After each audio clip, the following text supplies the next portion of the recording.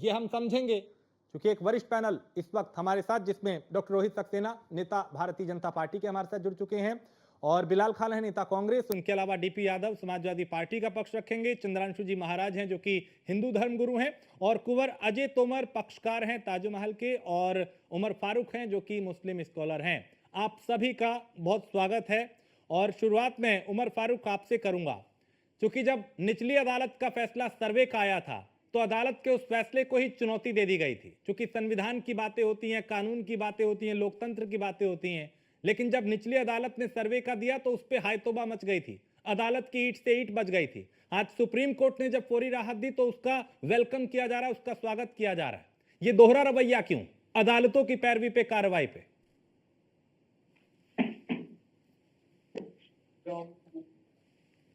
उमर फारूक।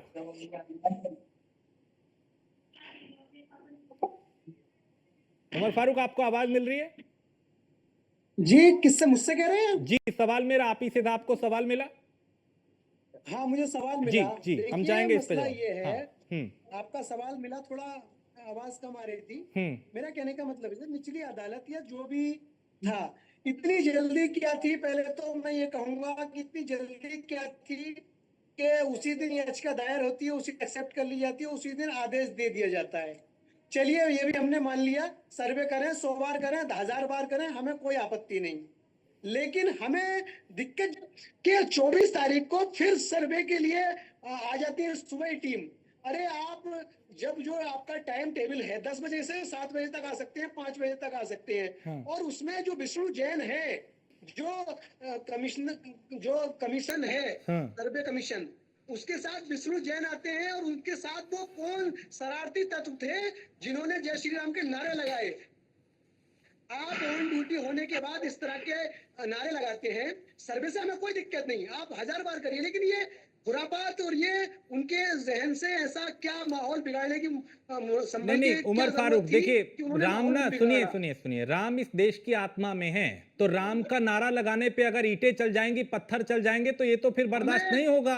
और वहां ना तो विष्णु शंकर ने नारा लगाया था, ना ही सर्वे टीम के किसी व्यक्ति ने नारा लगाया था। उमर फारूक, लेकिन ऑन ड्यूटी वो सर्वे करने वाली टीम, जो सरकारी ऑफिसर है, या जो कमीशन तय किया है, उसका काम नारे लगाना है। किसी नहीं, तो आपने क्या वो लगा रहे थे क्या नारे? ये किसने कह दिया आपको कि वहां पे विष्णु शंकर जैन या फिर जो सर्वे करने वाली टीम है वो नारे लगा रहा था? ये किसने कह दिया आपको? के साथ जो लोग थे वो नारे लगा रहे हैं। अरे, साथ तो नेताओं के भी लोग चलते हैं, वो भी नारे लगाते हैं। तो एक बात बताएं मेरे को, नेताओं के भी, नेता कहीं जाते हैं उनके भी समर्थक होते हैं ना भाई, किसी के समर्थक हो सकते हैं। नारे लगा दिए, वहां किसी का कोई नहीं, वो नारे कोई आपत्तिजनक तो नहीं थे। अगर राम की जय जयकार भी हो रही थी और अगर उनके साथ आसपास जाने वाले लोग, क्योंकि सर्वे टीम में से कोई व्यक्ति नहीं था, ना तो किसी पुलिस वाले ने नारा लगाया था, ना सर्वे टीम के किसी व्यक्ति ने लगाया था, ना विष्णु शंकर जैन ने वो नारा लगाया था। अगर किसी समर्थक ने लगा दिया था तो क्या ईंटें चला दोगे? नहीं, ईंटें नहीं चलाने की बात अब आप आइए। जब 19 तारीख को सर्वे शांति से हो गया था, यह दंगा भड़काने का मामला किसका था? पुलिस प्रशासन क्या कर रहा था? आंख बंद करके बैठा था कि नारा लगाने वाले शरारती तत्व कैसे घुसे उनके साथ? ये सोची समझी प्लानिंग थी संभल को जलाने की। हिंदुस्तान में ये सुकून शांति नहीं रहने देना चाहते ये लोग। ऐसे लोगों के खिलाफ सख्त कार्रवाई होनी चाहिए। पुलिस प्रशासन उस टाइम क्या कर रहा था? उन्होंने दंगा भड़काया है, उन लोगों को अंदर करना चाहिए था, बल्कि और मुस्लिम समाज के लोगों को जेल में डाला।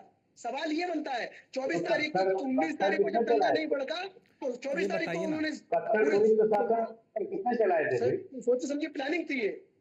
हाँ, तो प्लानिंग तो थी, इससे तो कोई नकार ही नहीं रहा भाई। घरों की छतों पे इतनी बड़ी संख्या में पत्थर, इतने बड़े समर्थक, हजारों लोगों का इकट्ठा हो जाना, ये इत्तेफाक थोड़ी था, ये तो प्री प्लानिंग थी। ये तो पुलिस भी कह रही है भैया ये सुनियोजित तरीके से हिंसा की गई है।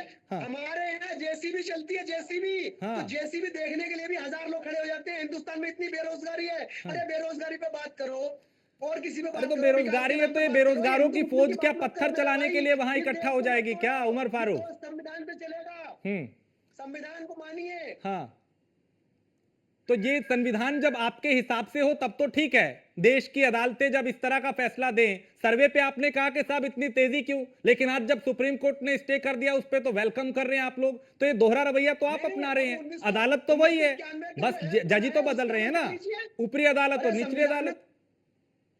अदालतों में भेदभाव कर रहे हैं ये लोग, अदालतों को बांटने का काम कर रहे हैं। उस एक्ट को भी देख लीजिए। हाँ, किस चीज को, क्या कह रहे हैं आप, दोबारा प्लीज। 1991 में जो एक्ट बना है, हाँ साइड कर दो बच्चे को, साइड कर दो। हाँ, 1991 में जो एक्ट बना है उस हाँ। पे अमल कर लें।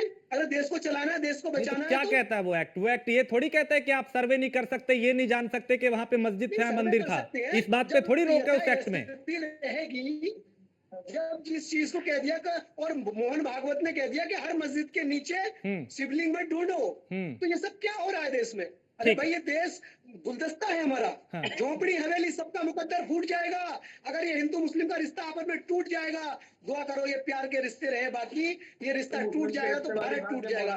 राजेश सर, तो ये रिश्ता तो तभी कायम रहेगा ना फारूक भाई, जब दोनों तरफ से वो रिश्ता कायम रहने की गुंजाइश हो।